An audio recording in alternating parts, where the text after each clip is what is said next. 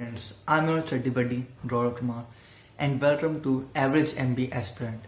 This video will be about GST. I'll be discussing regarding what is GST and why it was needed, what are some of the features of GST, and is GST good for India, what are some of the positive advantages it has, positive impact it has on our economy, and what are some of the negative impact it has on our economy. And then I will conclude what in a nutshell is it good for India or is it bad for India. So coming towards what is GST? GST or goods and services tax is a value added destination based indirect tax system on consumption of goods and services. What does this mean? Is that suppose I purchase this TV which you are able to see in background from Haryana, and then I sell it to Uttar Pradesh, then the tax will be collected by Uttar Pradesh government, and someone else manufactured it but I will be paying it. So in other words, the tax will be indirectly paid by customers, so it is an indirect tax. Now coming towards was GST needed? Wasn't our existing tax system enough? No, it was not. The reasons why GST was levied were following. First of all, our tax base was very narrow. For example, that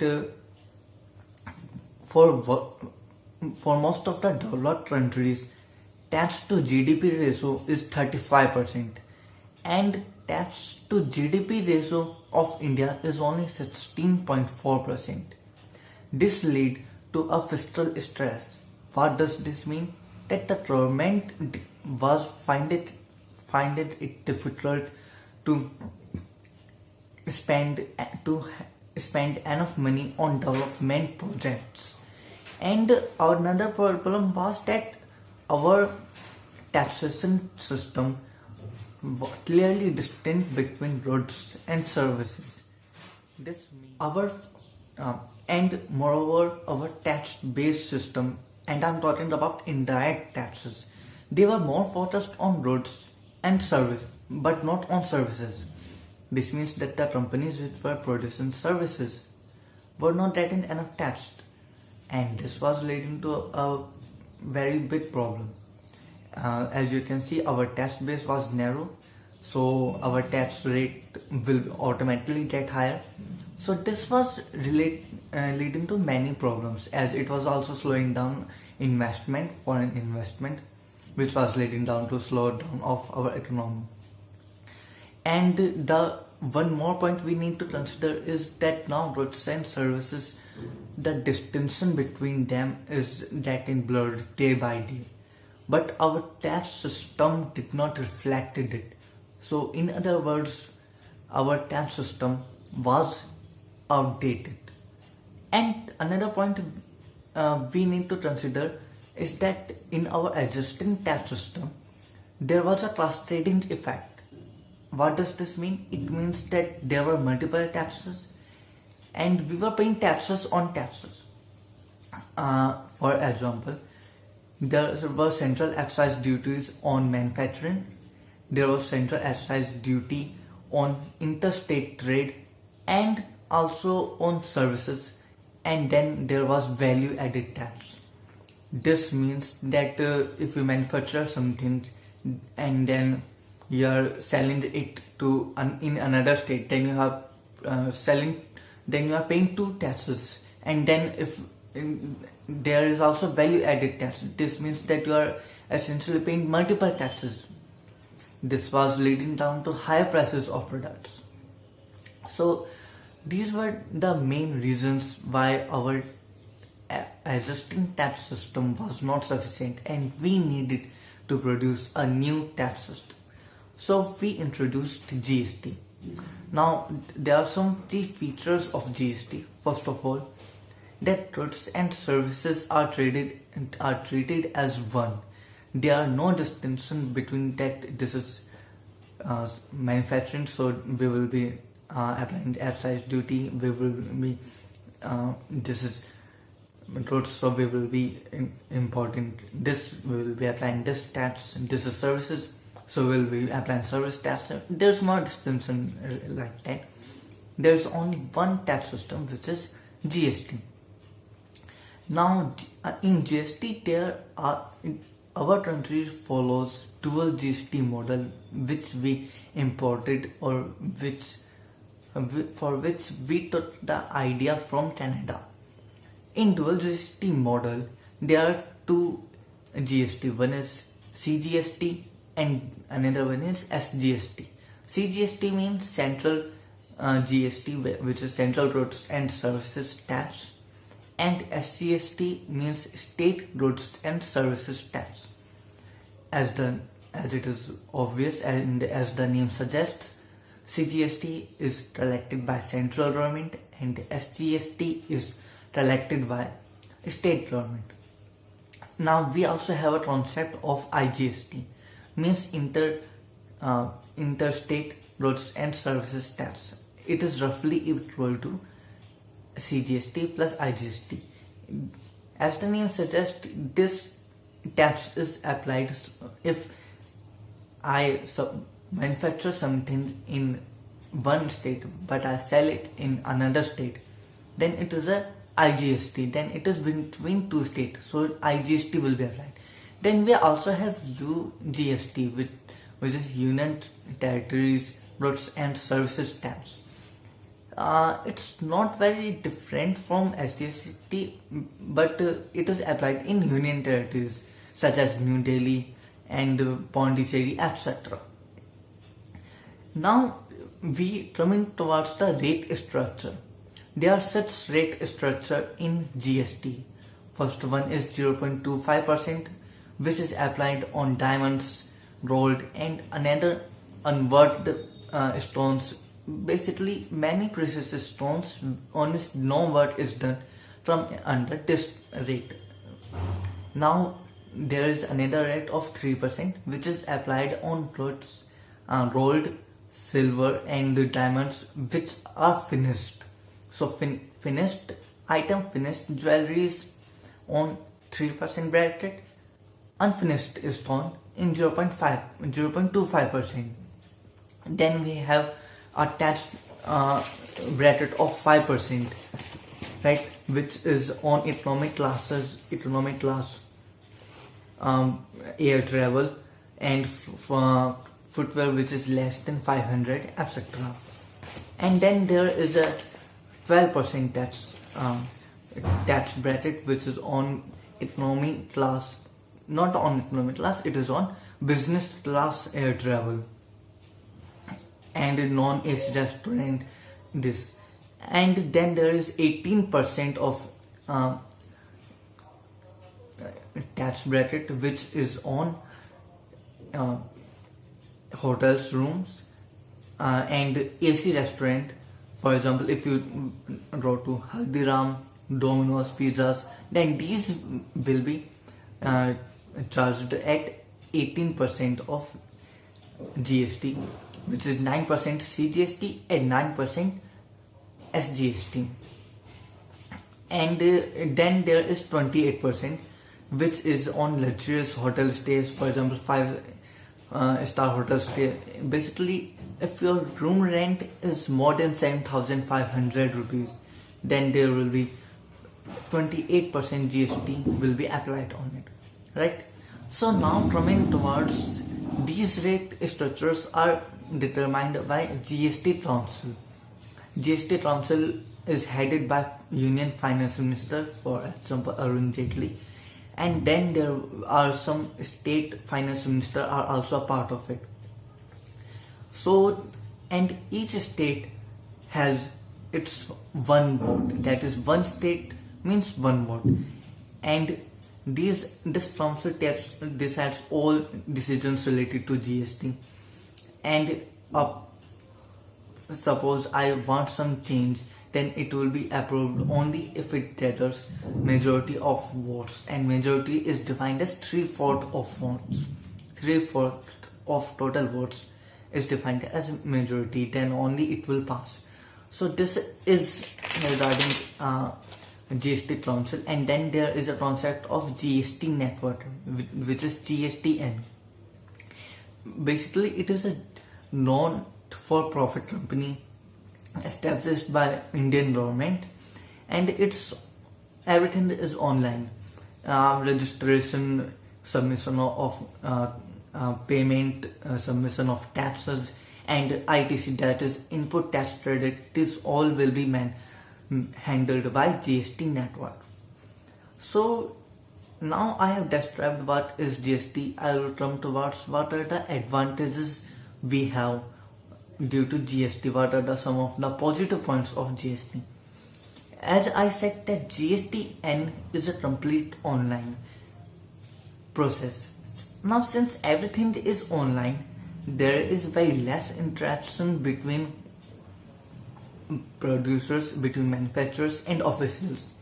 And if there is less interaction involved, it means that the process is more automatic. And if process is more automatic, then it means less chance of corruption, and due to which the tax evasion is getting reduced. This means that there is no tax evasion. There is less chance of tax evasion. In better words, should I say? Another positive point is that our tax base is increased. It is estimated that our tax base will increase by 20 to 25%. And this will broaden tax base. This much will be broadened, and it is a very positive effect. And then there is self-policing feature. For example, to get ITC, that is input tax credit, which is set off of tax.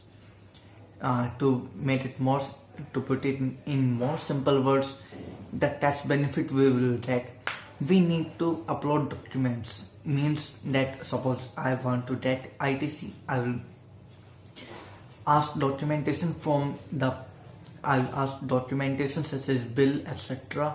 from person with whom I purchased item, and he will ask from the person he brought some raw materials or etc. In other words, the whole system will be self-policing itself, which also means that there will be less chance of tax evasion. And then there is a GDP growth. For example, this due to multiplicity of taxes and due to another point we need to consider is GDP growth. The GDP will be boosted by GST. It is estimated that 0.9 to 1.7% will be boosted by GST. Why? Because tax trading of taxes is eliminated, due to which investors will be very much encouraged to invest in our country, and our domestic producers will also be encouraged to produce more, and it will boost our economy. Another thing is logistic cost reduction. What does this mean? That it is said that only 40% of the time is used by truck driver to drive. Rest of the time is wasted on check post. Now, due to GST, the need for check posts will be eliminated.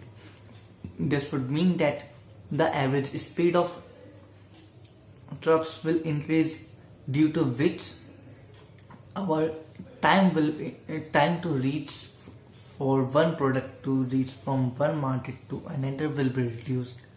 Since this time is reduced, the cost will be reduced, and in other words, this cost will be reduced from 14% to 8%. Now, investment on capital goods is also a very big achievement, as this capital good investment we have a provision for full tax credit or full set off that is your whatever you are investing on capital growths will be fully tax free. This will be a very good for India.